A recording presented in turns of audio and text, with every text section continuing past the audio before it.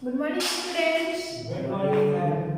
आज हम class 9 subject Hindi में कार्यखंड पाठ्य पुस्तक का नाम है क्षितिज, उसमें कार्यखंड है और पाठ का नाम है यमराज की दिशा।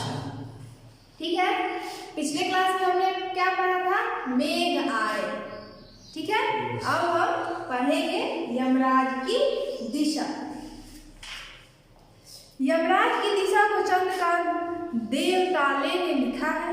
ठीक है, चंद्रकांत देवताले का जन्म सन 1936 में गांव जौलखेड़ा, जिला बैतूल, मध्य प्रदेश में हुआ। उच्च शिक्षा इंदौर से हुई और पीएचडी सागर विश्वविद्यालय सागर से। साठोतरी हिंदी कविता के प्रमुख हस्ताक्षर देवताले जी उच्च शिक्षा में अध्यापन कार्य से संबंध रहे हैं।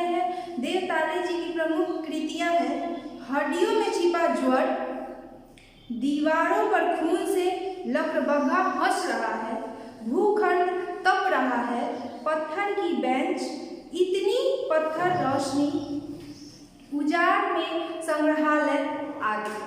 देवताले जी अनेक पुरस्कारों से सम्मानित हुए हैं। माखन लाल चतुर्वेदी पुरस्कार, मध्य प्रदेश शासन का शिखर सम्मान। उनकी कविताओं के अनुवाद प्राय सभी भारतीय भाषाओं में और कई विदेशी भाषाओं में हुआ। देवताले की कविता की जड़ें गांव, कस्बों और निम्न मध्य वर्ग के जीवन में है। उसमें मानव जीवन अपने विविधता और विडंबनाओं के साथ उपस्थित हुआ है। कवि में जहाँ व्यवस्था की कुरूपता के खिलाफ गुस्सा है, वहीं मानवीय प्रेम भाव भी है। वह अपनी बात सीधे और मारक ढंग से कहता है। कविता की भाषा में अत्यंत पारदर्शिता और एक विरल संगीतात्मक दिखाई देती है। यमराज की दिशा। यमराज की दिशा यानी जैसे यमराज को हम लोग क्या करते हैं? मृत्यु को, जैसे मृत्यु के देवता किसे मानते हैं? यमराज को मानते हैं। यमराज जो है वो बहुत बलशाली भी उसको माना जाता है, क्योंकि हमारे जीवन का जो होता है उसी के हाथ में बागडोर रहता है। वो जो है यमराज के हाथ में ही हमारा जीवन है। उसी के बारे में है यमराज की दिशा। कवि ने अपने माँ से जो बातें, हम अपने पूर्वजों से जो है वो कुछ बातें सीखते हैं, जैसे पूर्वज बताते हैं कि ऐसे मत करो, उसी पे ये कविता जो है वो आधारित है। यमराज की दिशा मीन्स क्या होता है? दक्षिण दिशा। ठीक है, हमारे पूर्वज क्या कहते हैं कि दक्षिण दिशा में अपना पैर करके मत सो, क्योंकि उधर जो है यमराज का घर होता है। ठीक है, तो उसी में है माँ की ईश्वर से मुलाकात हुई या नहीं कहना मुश्किल है, पर वह जताती थी जैसे ईश्वर से उसकी बातचीत होती रही और उससे प्राप्त सलाहों के अनुसार जिंदगी जीने और दुख बर्दाश्त करने के रास्ते खोज ले। कवि कहता है कि ऐसा लगता है कि माँ का जो है ईश्वर से मुलाकात हुई है, लेकिन वो है कि हुई या नहीं है ये भी नहीं जानता। ठीक है, यह भी कहना मुश्किल है कि उसका ईश्वर से मुलाकात हुआ है या नहीं हुआ। ठीक है, पर वह जताती थी जैसे, लेकिन वह जताती है कि उसे ईश्वर से मुलाकात हुई, ईश्वर से उसकी बातचीत होती रहती है। ऐसे वो व्यक्त करती है कि उसका जो है ईश्वर से हमेशा बातचीत होते रहता है और उससे प्राप्त सलाहों के और ईश्वर से प्राप्त सलाहों के आधार पर जिंदगी जीने और दुख बर्दाश्त करने की उसको जो है क्षमता मिलती रहती, रास्ता जो है वो ढूंढती रहती। ईश्वर के बल पे, ईश्वर के अनुसार बताए हुए सलाहों पे वो क्या करती है? अपना दुख जो है बर्दाश्त करती है और उसी के अनुसार अपना जिंदगी का जो है रास्ता बढ़ाती है।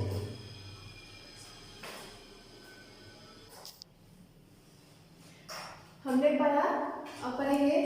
माँ ने एक बार मुझसे कहा था दक्षिण की तरफ पैर करके मत सोना, वह मृत्यु की दिशा है और यमराज को क्रोध करना अभी बुद्धिमानी की बात नहीं।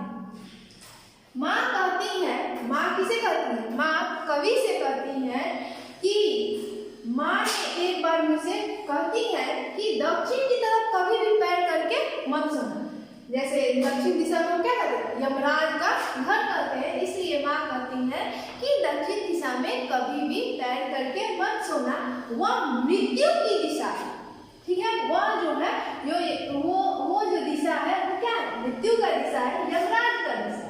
और यमराज को क्रोध करना बुद्धिमानी की बात है।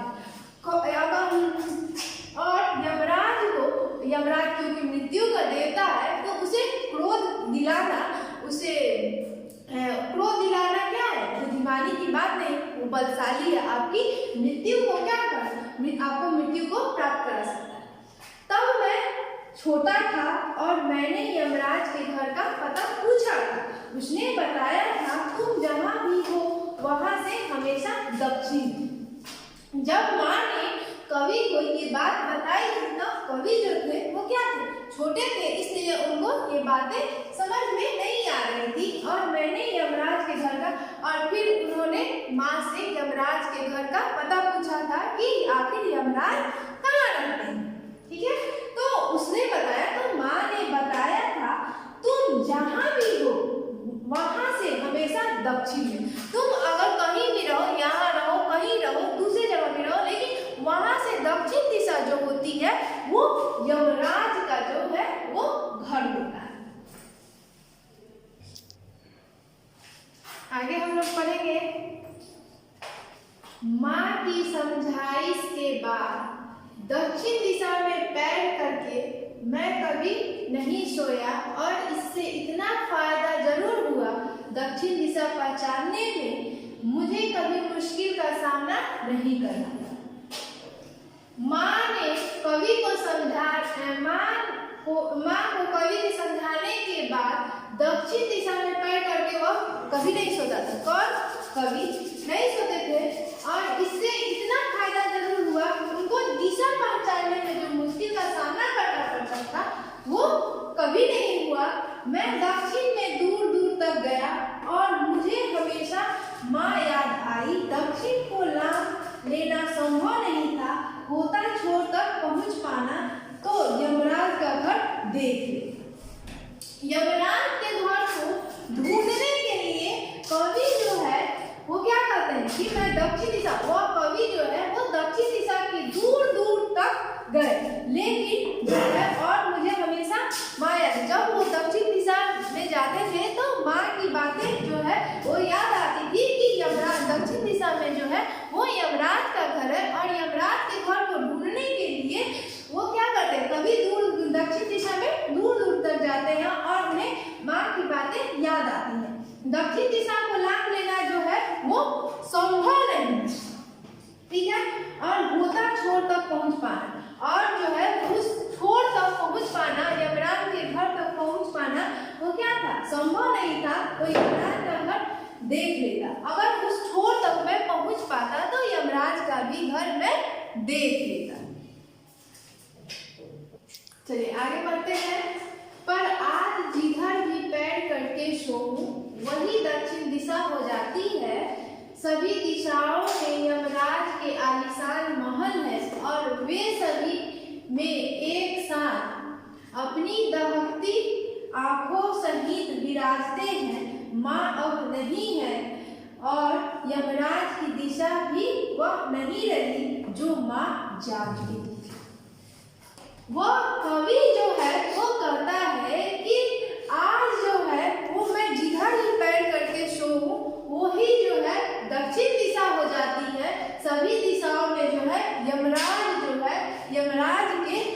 आलीशान महल है, और वे सभी में एक साथ अपनी दहकती आंखों में, मतलब अब जो आंख में दर्द होता है उस वैसे अपनी दहकती आंखों सहित विराजते हैं, क्योंकि अब माँ अब नहीं है। अगर माँ होती थी तो वो बोलती थी कि बेटा तुम दक्षिण दिशा में पैर करके मत सो, क्योंकि दक्षिण दिशा में जो है यमराज का घर होता है। लेकिन अब बताने वाली जो माँ थी वो ही नहीं है, तो मैं जिधर भी पैर करके सो जो माँ जानती थी वो ही उसे बताती थी, लेकिन माँ ही नहीं है तो भला उसे कौन भला बुरा के बारे में बता सकता है। ये जो है चैप्टर जो है, ये यमराज की दिशा जो है वो हमने पढ़ा और समझा। अब जो है वो क्वेश्चन आंसर जो है उसको ऐड किया जाएगा। आप उसका उत्तर लिख के अपने व्हाट्सएप ग्रुप में सेंड करें।